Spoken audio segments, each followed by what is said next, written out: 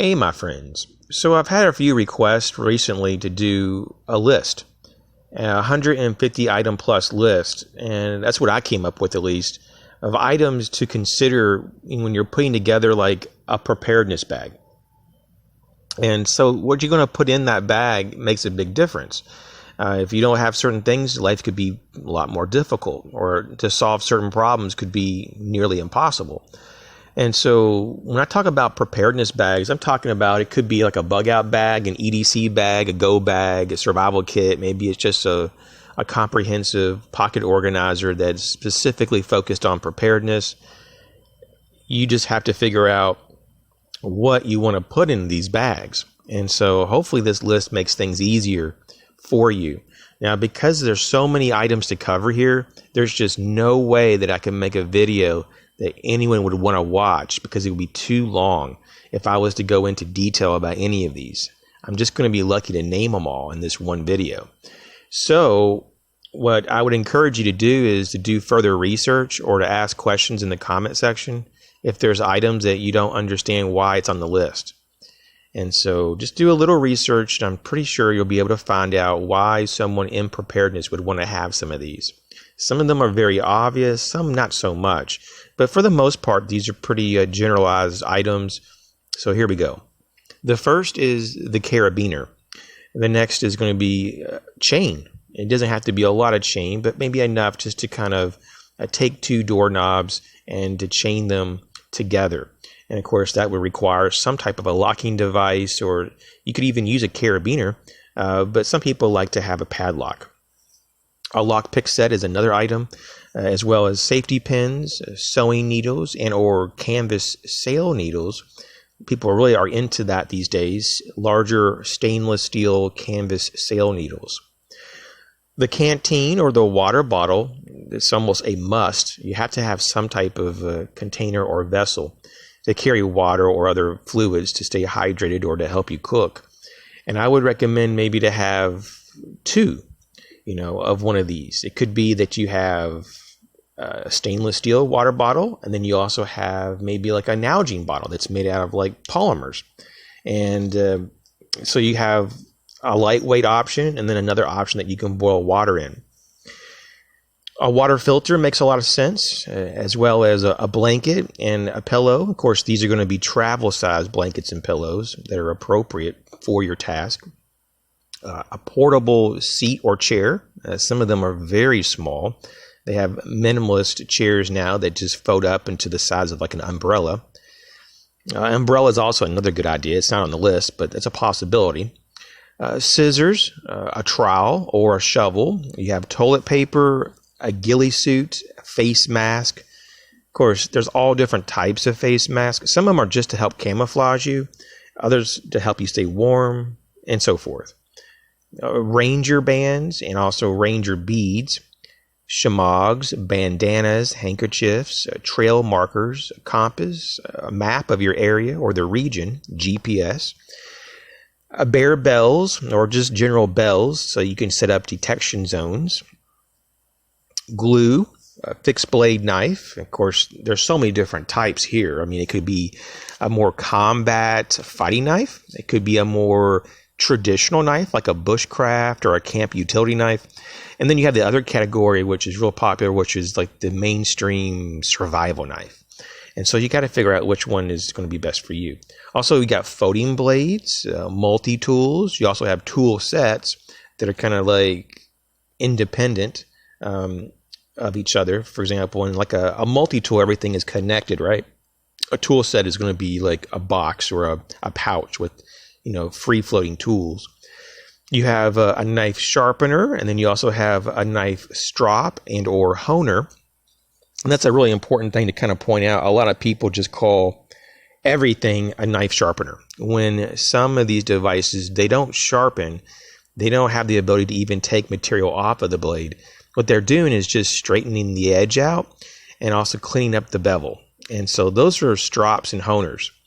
We also have medical tape. We have pen flares and pen torches. A pen torch could be used like in an urban area to gain access to an area or to do repairs on something. You have the tourniquet, you have medical gloves, you have CPR mask, you have oil. It could be cooking oil, or it could be like a lubricant oil, for a firearm or to keep things from rusting. There's all kinds of things. Some people even spray oil on their saws when they're cutting down a tree to help lubricate the saw so it doesn't get stuck in the tree. You have paracord. If you don't like that, you have bank line or dental floss or Kevlar cord. I mean, you could always just bring a little bit of everything, right? You also have the cup, and the cup is just so valuable. Some people say, well, why have a cup if you have a canteen or a water bottle?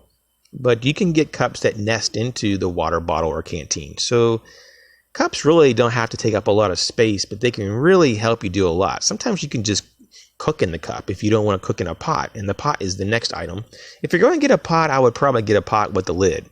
And when we talk about the cups and pots, I honestly would try to avoid aluminum and, of course, any type of plastic, especially if you're going to use them over heat. So look at a nice quality stainless steel and or titanium cup or pot set. The next item, which may seem a little over the top, especially when we're talking about preparedness bags, but it is a really nice item to have. In fact, the next two items are really nice to have, and that is the spatula and the tongs. Also, cooking racks are really helpful. Not always necessary, but especially if you have a large group, a cooking rack can really help, especially if you're cooking like fish and vegetables over fire. Also, aluminum foil can be very helpful. Camp stove, stove fuel, bandages of all different sizes. It could be small band-aids all the way up to trauma bandages. You have ointments and pain medicines, EMT shears. Don't forget to have a holster to keep the shears in so no one gets injured. Flashlights, headlamps, flares, pencils, pens, pencil sharpeners, notepads, wire, a gill net or two, fishing tackle, motion alarm clocks, maybe even a watch could be very helpful if those have a timer on it. Also, beacons, transponders, laser pointers, or some people call them laser flares.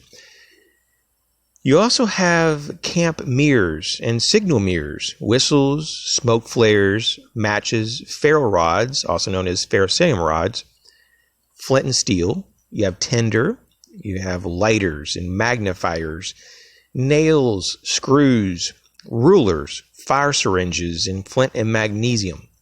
Two-way radios and weather radios, radios that have the AM and FM band or the shortwave band. Cell phones, USB charging cables, solar chargers, battery packs, spare batteries.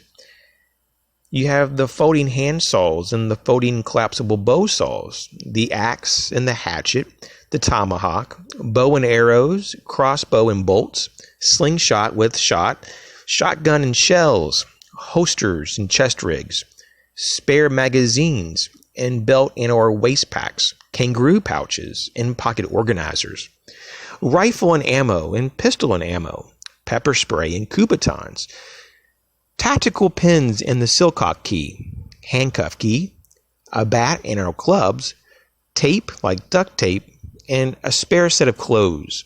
Don't forget your rain gear, your boots, a bivy bag or sack, your sleeping bags, tarps, tents, and hammocks, reflective tape, wet wipes, hand sanitizer, iodide tablets, wash rags, towels that could be used for cleaning yourself or to catch moisture in the mornings.